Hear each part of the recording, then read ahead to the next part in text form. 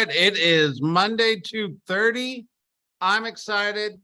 Tammie Olinde, it's your first time co-hosting Industry Update with us. Introduce yourself. All right. Hi, everybody. I'm the assistant team leader here at the KW Metro Atlanta office here in Decatur. I'm so excited to be here, Brett. First go round. We'll see how you do. No pressure. All right. So it is Monday, 2:30. We go over the numbers and that's where we start. So let's get there. Interesting things in the numbers this week. Right now there's 764 active properties in Fulton County, 145 active under contract. I feel like these numbers are healthy and holding. We did go down in inventory, which is kind of unusual because inventory has been climbing, but it slowed down, which I might throw the word seasonality at that for a little bit if school started. We'll see where that goes. But in terms of that, coming soon, 29, 353 pending is still healthy. Withdrawns is staying consistent. Holds are staying consistent. Expireds looks a little different. And I don't know what to make of this yet. But if you look at August 1st, Fulton County had 74 expireds, which we expect because we make mention, real estate agents are conditioned to expire their listings at the end of months. So we always see a spike in expired listings at the end of the month. But the second week of the month was a little unusual with 87 expired listings. And then we're sitting at 45 at the third week of the month. Yet if you look back, we were running in the 30, 23, 18, 28. So I could make a case that these 3 weeks right here, expired listings are up. And what do I think that really is, Tammie, is I'm going to be unpopular and say not skilled agents. And what I'm going to say with that is there's a skill set with coaching, consulting, and pricing properties correctly. Mm-hmm. And my guess is those 45 listings that expired probably had a minimum of a 90-day listing period attached to them. So pricing looked very different 90 days ago than it does today. And there were opportunities missed maybe to either stage or have pricing conversations inside of those 90 days that caused the expired listing to pop, if that makes sense. So yeah. Not any judgment outside of, hey, maybe we need to be a little more proactive around pricing on the front end, a little more proactive around price reductions throughout the listing process these days. So we're not one of these. So a lot of my agents, what I'm seeing being dropped off their listing agreement is that preemptive, after X amount of days on the market, here's our price reduction plan. So just a friendly reminder that is something in your toolkit that you should bring out just to have that agreed upon conversation with your sellers so that you don't have that awkward conversation after 3 weeks and we don't have activity. Absolutely. It wasn't too long ago, and we're in jeopardy of sounding old, that we used to list houses and say, hey, if the house doesn't sell in 30 days, let's pre-negotiate a price reduction. Yeah. Or if the house doesn't sell in the first 2 weeks, or we used to have a strategy that said 10 days or 10 showings. If it doesn't happen in the first 10 days of the first 10 showings, that's telling us the market's rejecting our price. We need a price improvement. Well, we need to pull all those conversations back out right now. Yeah. And they're probably rusty because over the last 2 years, we didn't have to have those conversations. It was just show it, stick it on the market and show it. So it's a skill set we either need to polish or, what's crazy is there's probably a lot of agents in our world that got their license in the excess years. and have never even had to have that kind of conversation. So quite fun. DeKalb County, DeKalb's looking a little bit different than some of the others. 518 active listings, active under contract 74, 191 pending, and then 232 closed, but expired listings actually held. What's interesting is we've got an article about DeKalb County here in a minute we're going to go through that I find a little strange, but it makes mention of pricing in DeKalb County, and we'll get there. If we jump over to Cobb, 528 active, 104 under contract, 208 pending, 271 closed with 15 expired. Not that big of a deal, right?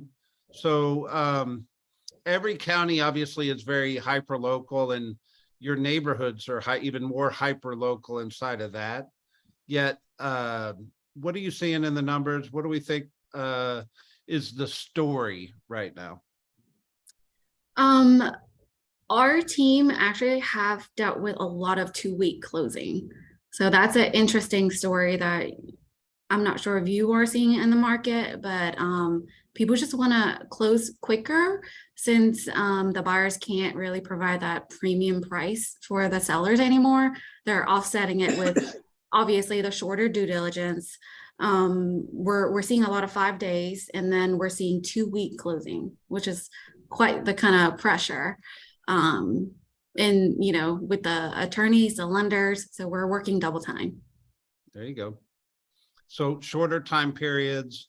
I do believe that, well, here, let me pull this article up real quick. So this article says mortgage cost soaked up nearly 50% of income in DeKalb County in June.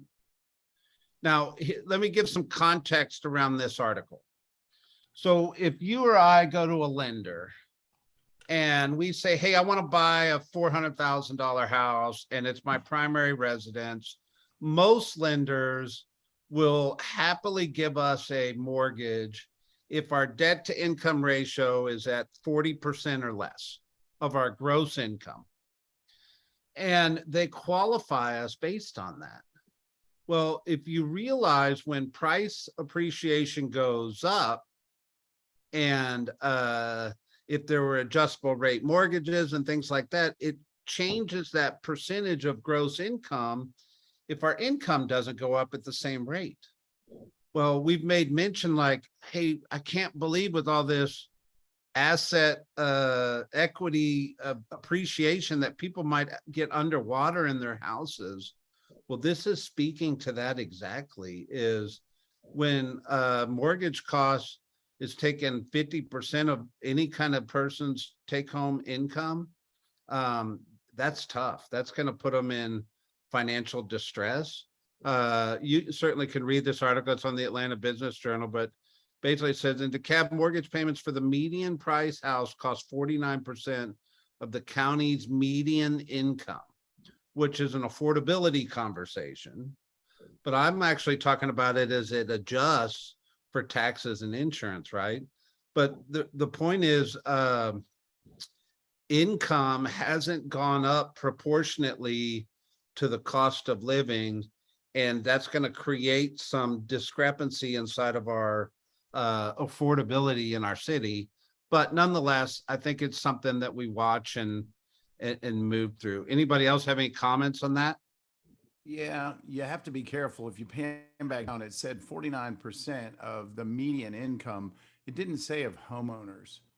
And so if I was trying to wrap my head around, if 40% is the margin for debt to income relative to your home to be able to qualify, how does it go to 50 unless they're including extraneous expenses like, let's say taxes go up, obviously, and property taxes have been going up. And the real question is, it's too bad they can't really overlay homeowners, not just the median income. So that's kind of a clickbait line item, but at the same time, it's at least 40, but right. Most people do run their ratios, almost to max out, or it's not uncommon. And then the question becomes, with the 60% remaining, does the cost of living because of inflation start to erode their capacity to make that payment regardless of that ratio? And Yeah. that's the real question, is affordability. You know, has their house become unaffordable? Not because the house, the mechanics of the payment changed, but because the lifestyle expenses has been elevated to an extreme. Yeah. You know, it just, it's a fraction, it's a seesaw as we climb over time. You know, I always make a joke and say, every time I see the median price house, I feel like the old guy saying, what I paid for my first house was this. I can't believe it's that much money these days. But you realize everything goes up over time. So as the price of houses go up, the income should be going up at the same rate, but it doesn't always do it that way. It goes like this over time, right? So it just speaks to affordability, and that's the buzzword in our market right now is affordability. Well, and to your point earlier, what's the conversation look like? It's, you know, what does a prudent, intelligent buyer, you know, how do they address what they can afford in relative to unknowns in the future economic condition? And, you know, what's a safety net? And this isn't an investment or a consumable. The good news with real estate is that it's typically perceived and always has shown up a good investment. And so instead of spending it on consumables, maybe running that percentage up is still a winner if they're buying in the right market, in the right, or excuse me, in the right demographic, the right neighborhood, the right school system, the right social fabric area that they love. Those are all good reasons to push the limit on that side, but you have to make sure that you can afford the rest of life, you know, after you bought your house. There you go. So the buzzword, as I was saying, was affordability. I think there's going to be a trend of people building affordable housing. And I say affordable, they're looking at townhomes over on the west side near that Microsoft campus. This company, Urban Oasis, plans on building near the West Side Park. And, you know, people want to live close, but they don't want to, they need that affordable pricing. And I think builders are going to start to figure that out, right? They tend to designate 3 residences affordable and anticipates price them at $270. And that's inside the loop, right? The remaining units will be anticipated $400,000. That's still, from an affordability standpoint, living close to the city center is for new construction is amazing, right? So just something to keep your eye on here. All right. Let's have a fun conversation for a second. So Mark Cuban thinks metaverse real estate's the dumbest thing ever. What's your thoughts? I'll let you guys lead off. I didn't have an opportunity to read the article. All right, so what is this? So we were talking about this. Frame this up for us, and then I'll be glad to jump in. So there's a trend. People are buying virtual real estate in the metaverse. And they're buying commercial spaces, they're buying land, and people are spending hundreds of thousands of dollars on this. I'm going to call it fake real estate or digital real estate. And there's a lot of people that will argue and debate the viability of this in the future. And I just thought it was funny. I saw that where he said he thinks it's the dumbest thing ever. But here's what I thought about around the metaverse and real estate, because I definitely think there will be a Keller Williams office in a virtual real estate space at some point in time, right? Like you would, a client can put their little glasses on and walk into a real estate office and transact business. And I think it'll be odd, but I think our kids will think it's normal. And my challenge with this whole thought process is, how do you put value to it? And so here's my analogy. Rick, you and I could go down to the museum and buy a piece of art. And we could make a case that there's a value to that piece of art. Like we could go sell that art and make money later. Or you and I could go buy a Tom Brady rookie football card and spend some money on it. And we could argue there's value to it. And there, to some degree, there is. but we're buying it because we want it, not because we're trying to buy it for a value later. And I think there's people that are going to buy real estate in the metaverse because they want it more than they're going to make a genuine investment and say, and now they're going to argue that it's valued. I don't know. My opinion, I just thought it was a fun, quick conversation on our industry update. Yeah, my a friend of mine graduated from MBA at Georgia Tech, and he has $12 million in funding for the metaverse real estate. We had a long conversation about it and I couldn't wrap my head around it, but he sold 8 million, his company. Okay. Maybe we can bring him in to talk about what We he's trying to certainly sell. can.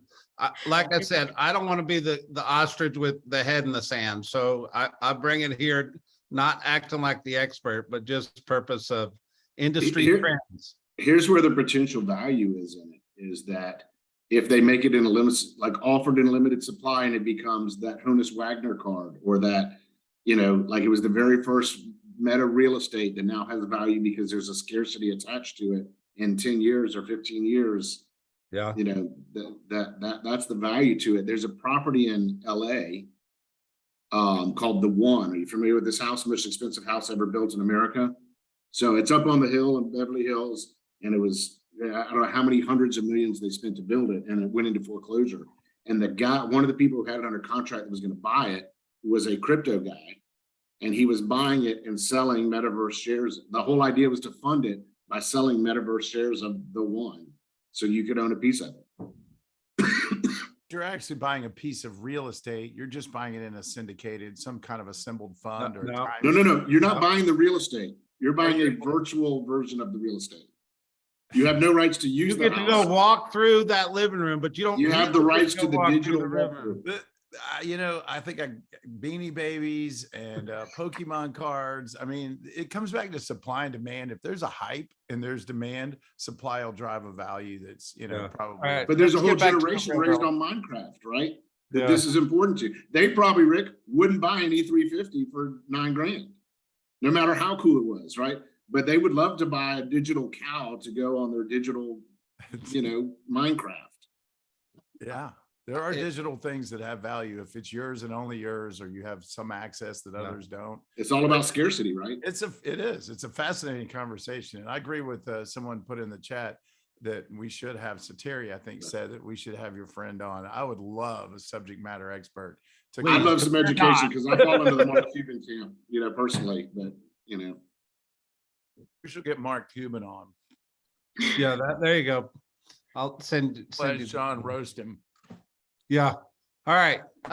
Shifting market. We've said this quite a few times. Let's get back to the real verse, right?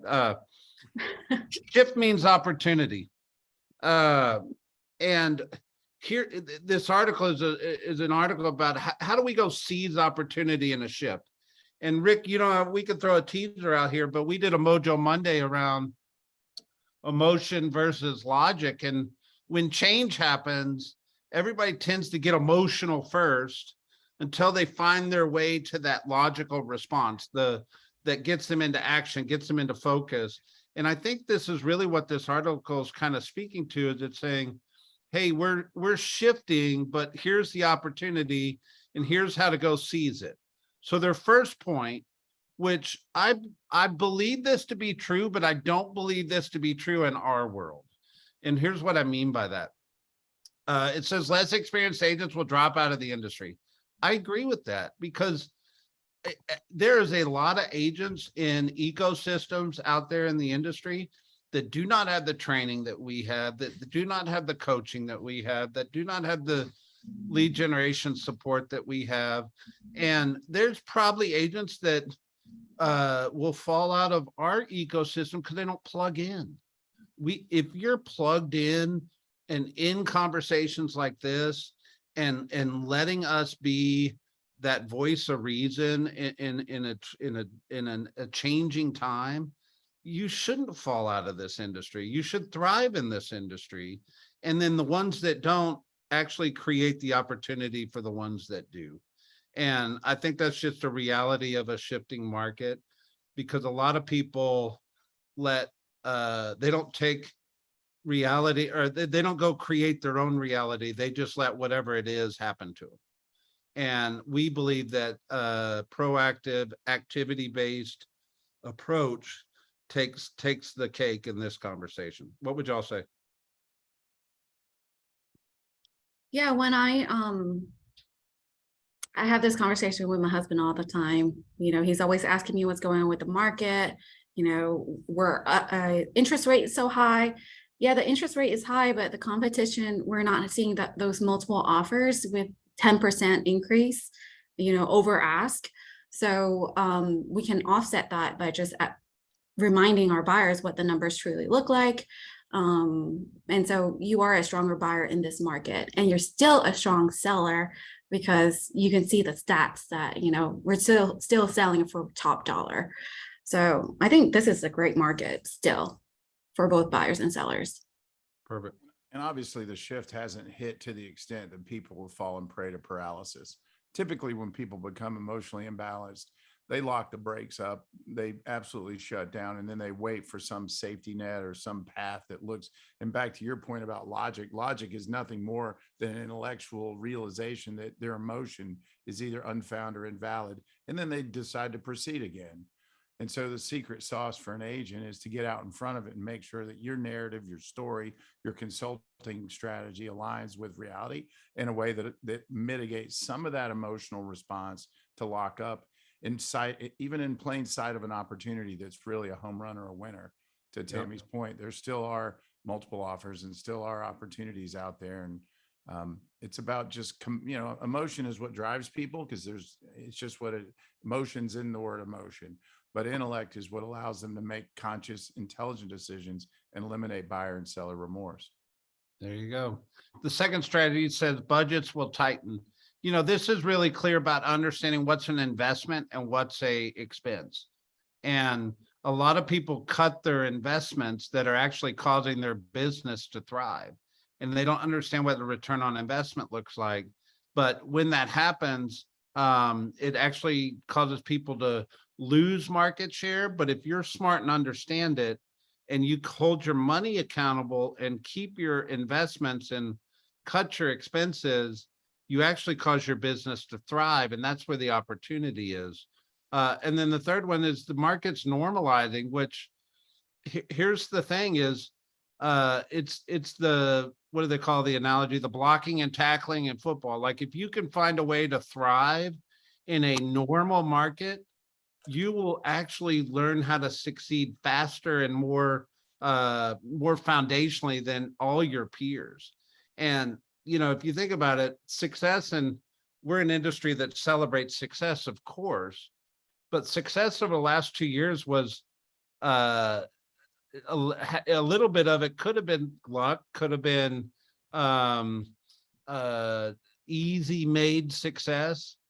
Yet when the market normalizes, the people that are blocking and tackling or doing the activities in the real estate industry are going to succeed at just an astronomical bigger level. Yeah, we just gotta don't be too much in the scarcity mindset, but more of a abundance. Continue to work hard. Yep. And I don't think it should be an issue for our experienced agents. Got it. Any other comments on succeeding in a shift? Just pay attention to the market trajectory and trends. Just by showing up today, you're proving that's obviously in your goal list and part of your DNA. People still buy and sell real estate in a shifted market. They're just more selective about who they choose to do it with. Yeah. What do we think of Opendoor in this $62 million lawsuit? I think it validates a lot of what we've seen working with them. Yeah. I mean, if I it's think $62 million is a blip in their world, and it's not even going to stop them. that was my question. Is that even, that falls out of their pocket every few weeks. I mean, I think their new partnership with Zillow is going to plow them through whatever this is, and we won't even see a difference. I think they'll change their marketing strategy, of course. I saw for the first time in an FMLS listing, Opendoor is now partnered with Mark Spain somehow. He's always partnered with Mark Spain. He's got their listings now. Interesting. Yeah. I So think he's anyway, listed. I I don't think think Opendoor is listing anymore. I think Mark's listing. He is. He has all the open door listings. Yeah. Yeah. So anyway, I don't think this is anything outside of, it should be a reminder to us that what you say in advertising and marketing matters. And you understand, because we're licensed and we get a license from the state, the intention behind that in the Federal Trade Commission is they want to protect the consumer. So if you deceive the consumer in any way, shape, or form, I'm not saying you'll get a $62 million lawsuit, but somebody will come after you at some point.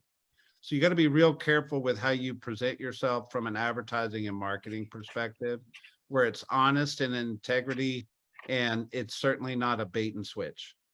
Oh, and when in doubt, disclose it out. That's the secret. Yep. Transparency is the way to stay out of trouble. Yeah. And especially with, and don't use stock photographs. Just a reminder, there are a couple of sources in our market area that love to sue, and I've seen them as high as $100,000, and that can wreck your year just for Yep. using a stock photograph of a park. If it's not yours, don't use it. Yep. This article was like a big duh, like home offers facing competing bids have plunged over the last 6 months. I think we know that we're ahead of the game. We've been talking about this forever, but here's the reminder is we're moving from a show it agent to a skills-based agent type model. And this is where your skill comes in. How are you counseling a buyer that's putting in an offer on a house right now? How are you positioning price with a seller that's listing their house right now? And understanding these kinds of things, I think is really important. 4 or 5 months ago, you were representing a buyer on a property. You were probably coaching them to come in as strong as they could on the front end. I'm not sure you're coaching the buyer to do the same thing today. I think you're just coaching the buyer to get in the game and see where the negotiation lands. I think on the seller side, you were being aggressive with pricing. I think you're probably not going to be aggressive with pricing these days. And your pricing houses based off what they listed for, not what they sold for. And there's certainly some strategies, and everybody has a opinion. But this is where I think you plug into a team meeting at the office and you get these conversations going with your peers on how are you pricing? How are you making offers with buyers? Those kind of conversations on the home front is where we're going to win in the next 6 months. And the team meetings are the right place to do that, in my opinion. Would y'all add anything?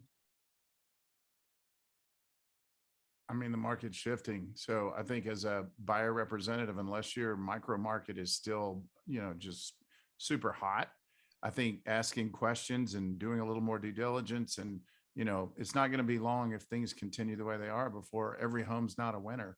And so how and when you present your product to the market is becoming a bigger deal. And, detriments could be deal killers as opposed to just a hurdle for someone to get over it on their way to competing for a house.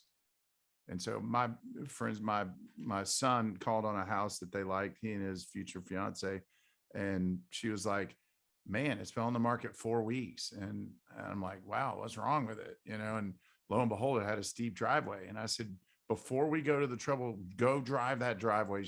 She called me back. She said, I scraped when I got to the bottom. So I called the agent, and he's like, yeah, we've price refreshed. I don't know who decided that's the new code word, but I get a refresh every day, which means we didn't know how to price our house. We thought the market was still hot. And he said, yeah, we refreshed after a few weeks, $35,000 lower. And it's in East Cobb, good area. And it's right at 400. And anyway, he said, we think we're going to get a lot of offers now. And so I between the lines, I'm like, you don't know if you're going to get a lot of offers. No. But this is the skills based, right? But it's okay to take a deep breath now, potentially, and not everywhere, because again, real estate is a hyper local market, driven experience, but in that experience, asking more questions may serve you well. Yeah. All right, Tammie, this was your first industry update. How'd you do, Rick? Crushed it. All right, we'll give you the last word. Give us the last word. Our last word, I mean, continue to work on your skills. I think having those difficult conversations, right? Even buyers, they're always asking you, should I make this move, right? Are you looking at the budget with them? Are you looking at, their estimated closing costs and their monthly mortgage? I think you also have to work with your buyer as hard as you are with your sellers to work on the list price. You also have to work with the buyers on affordability. You want to be ethical too and guide them, making sure that they're not buying more than they need. So I think that's also important. There you go. Do you have a neon light with your name on it behind you? I need do to- too. Oh my gosh, Rick, we're so outdated. All right. Well, Happy I'll let Monday, her- everybody. She can be the coolest one on the call. All right, that's fine. All right. Thanks, y'all. Bye. Bye.